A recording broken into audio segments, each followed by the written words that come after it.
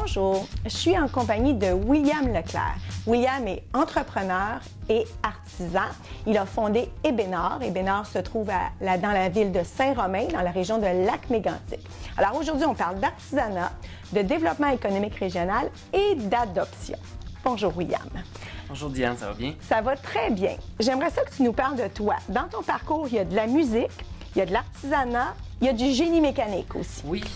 Mon parcours est assez varié, je te dirais. Je suis né dans la région de Lac-Mégantic, précisément à Courcelles, dans une entreprise en milieu familial. Mes parents ont une entreprise, une auberge. OK. Puis j'ai été immergé très jeune dans le milieu entrepreneurial. Puis aussi, j'ai été en contact avec beaucoup de gens au niveau de la fabrication d'ébénisterie, le travail du bois, bûcher, dans le fond. OK. Je suis vraiment dans un milieu... Donc, entrepreneuriat, artisanat, oui. Puis il y a la musique aussi. La musique aussi. Donc, évidemment, à l'école, j'ai toujours été en contact avec la batterie. J'ai été faire le piano aussi, mais vraiment, la batterie, c'est ce qui m'a apporté beaucoup de passion quand j'étais jeune, puis qui m'a vraiment amené...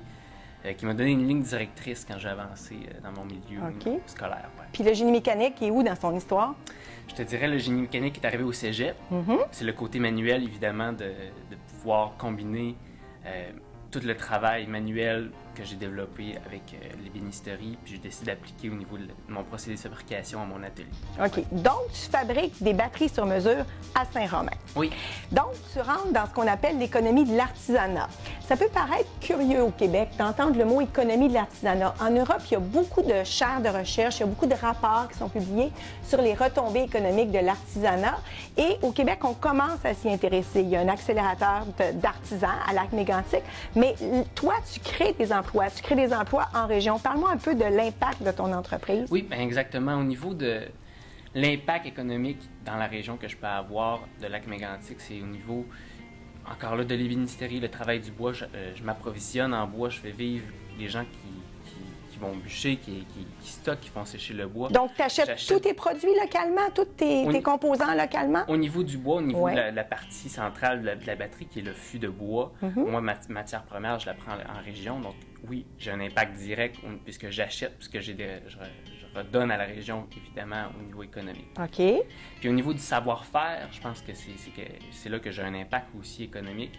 C'est qu'il y a beaucoup de gens qui travaillent le bois. Dans cette région-là, il y a une masse critique d'artisans. Et toi, tu leur permets de perpétuer leur art en travaillant sur tes produits. Exactement. Ou de venir à l'atelier pour...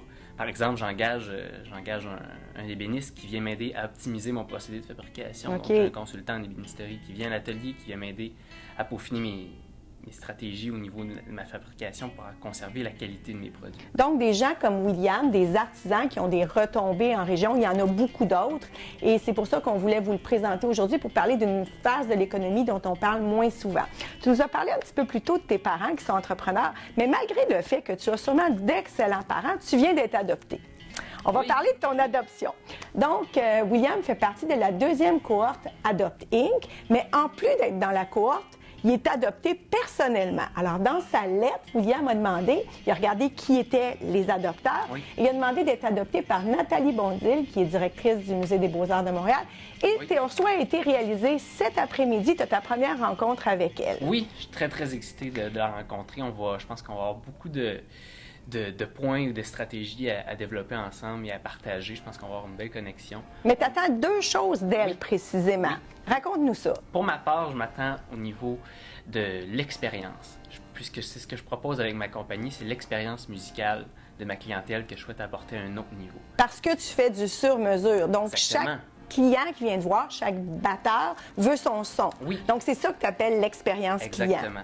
Il veut vraiment avoir son identité sonore et moi, je l'accompagne dans le processus pour aller chercher cette identité-là. Et je crois que Nathalie va m'aider à peaufiner ces stratégies-là pour aller rejoindre ma clientèle à ce niveau-là, au niveau de l'identité. D'ailleurs, Nathalie Bondil est une grande fan de musique. Ça, tu le savais. Ce que je comprends, c'est que tu as écouté des tonnes de vidéos et d'entrevues sur elle. Et c'est là, avec elle et sur elle. Et là, tu as dit, c'est elle que je veux. Donc, tu veux qu'elle t'aide à perfectionner ton expérience client. Mais tu veux aussi d'autres choses. Oui, au niveau de... Je pense qu'elle a un réseau de contacts assez incroyable dans la musique et au niveau de l'art aussi. Mais son expertise en tant que femme entrepreneur aussi, je pense, qui peut m'aider, son expertise peut m'aider à développer toutes ces stratégies-là de développement que j'ai, que je travaille. Je pense que son réseau de contacts va être très bénéfique aussi à mon entreprise et à mon développement. Bien, écoute, il nous reste à te souhaiter bonne chance pour ta première rencontre avec ton adopteuse, avec ta mère d'adoption. Oui. Et j'imagine que tu vas tout raconter ça à tes parents naturels. Comment s'est passée ta relation avec ta mère adoptive? Oui, j'ai très hâte de la rencontrer tout à l'heure. Merci beaucoup pour l'entrevue. Bien, ça me fait plaisir, William. Bonne chance avec la suite. Merci.